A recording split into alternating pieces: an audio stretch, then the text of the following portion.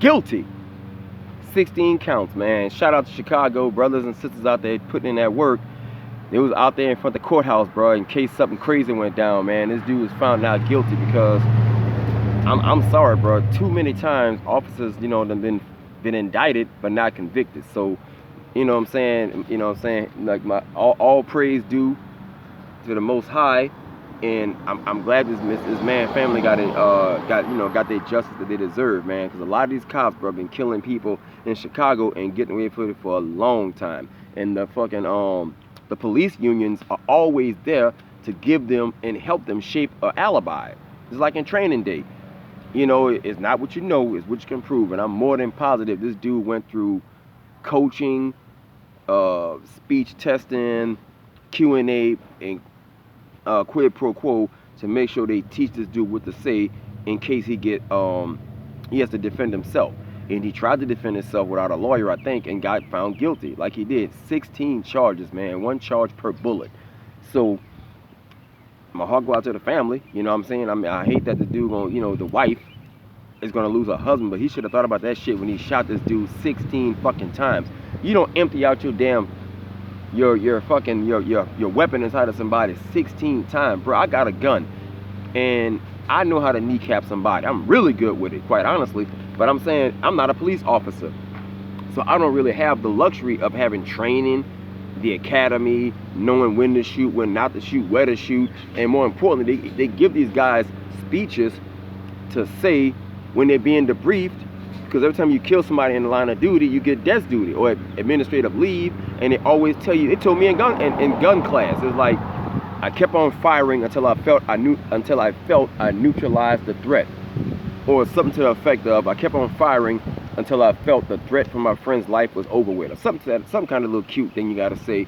But nevertheless, to everybody who's defending that dude, fuck you. And for the most part, that dude got what he deserved. It was a majority white jury. So I don't feel nowhere near sorry for this dude. Now the wife, I don't feel sorry for her. I saw the interview that she did on Vice. They were trying to make her seem like this wife that's going through this painful experience of her police husband. All he wants to do is go out and defend the community from drugs and alcohol and all that kind of shit.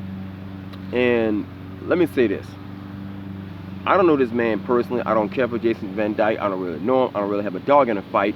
But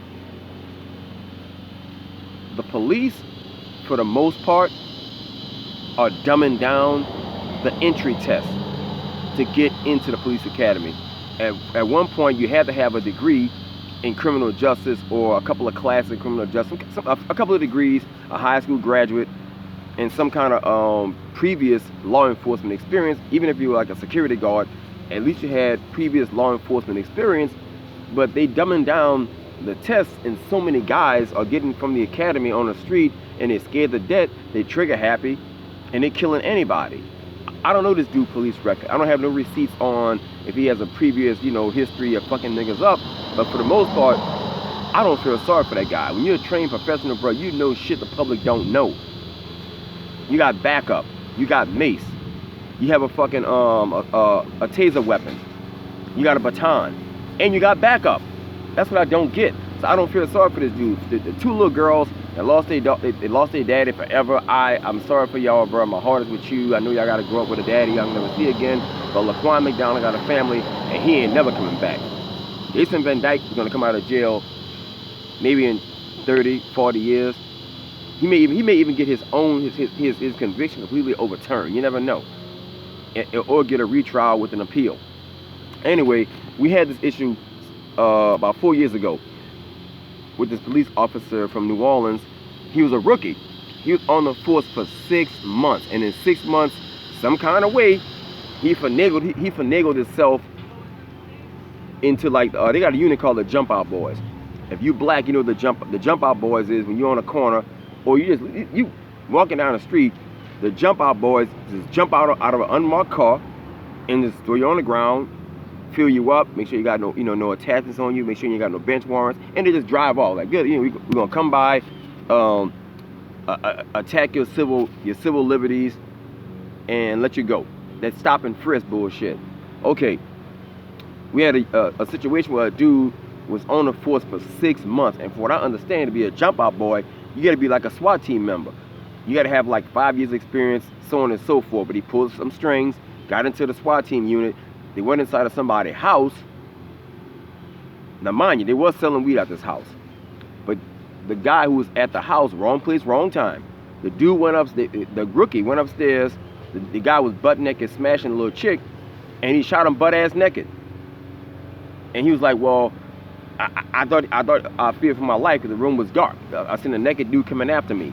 Now, they tried their best to restructure the crime scene with the help, mind you, of the district attorney of New Orleans.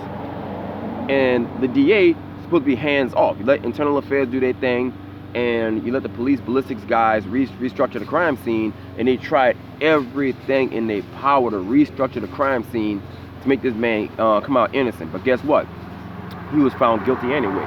More importantly, he told the family, I'm sorry, and I'm glad that woman didn't because the boy, it was a college student who had a future. He was only in town for like Thanksgiving or some shit, and wanted him some Thanksgiving sex, you know what I'm saying, from a little girl down here waiting on him. And it was upstairs, you know what I'm saying, making it happen or whatever. And you know, the dude was like a football player, a star football player, and he lost his life because a cop killed him. Of course, you know, the city was letting that shit go down.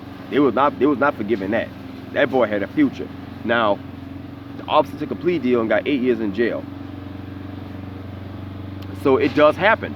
I'm just happy that the jury, who was a majority white jury, found this man guilty beyond a reason of a doubt. So anyway, I'm going, y'all. That's my son cutting grass. I gotta forgive the noise, but it's a madhouse, bro. It's a fucking busy news day. I thought I was done with y'all, but y'all ain't done with me. Anyway, guys, I'm getting the fuck out of here, man. Anyway, hit like, share, and subscribe, and I'm gone.